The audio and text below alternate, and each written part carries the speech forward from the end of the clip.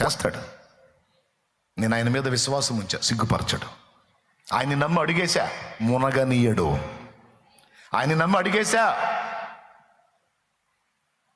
పేతురు నడుస్తావా, నడు అంటే అడిగేశాడు, నడుస్తున్నాడు.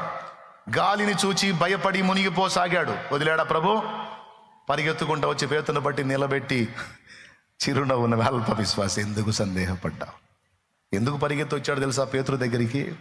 నా యేసయ్య, అయ్యో నా మాట విని వీడు అడిగేశాడు, నా మాట విని నా బిడ్డ నీళ్ళలో అడిగేశాడు, నా మాట విని ముందుకు వచ్చాడు.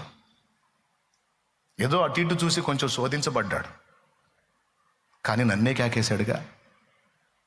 కాబట్టి నా మాట నమ్మి అడిగేసినోడిని నేను ఎట్టు వదిలిపెడతాను? నేను వదలను, మునిగిపోనివ్వను. అట్లా ఆయన మాట విని ఈరోజు నువ్వు అడిగేస్తున్నావు. ఆయన మాట విని మారు మనసు పొందావు, ఆయన మాట విని బాప్తిస్మం పొందావు, ఆయన మాట విని ఆయనకు నీ హృదయంలో స్థానం ఇచ్చావు. ఆయన మాట చొప్పున బతకడానికి అహర్నిశలో ఆరాట పడుతున్నావు. ఆయన మాట చొప్పున నువ్వు వేసిన అడుగు నా దేవుడికి తెలియదు? ఆయన మాట విని నువ్వు నీళ్ళలోకి దిగావని తెలీదు? ఆయన అశ్రద్ధ చేస్తే నువ్వు మునిగిపోతావని తెలీదు? అందుకే చెప్తున్నా, నిన్ను ఆయన మునగనీయడు.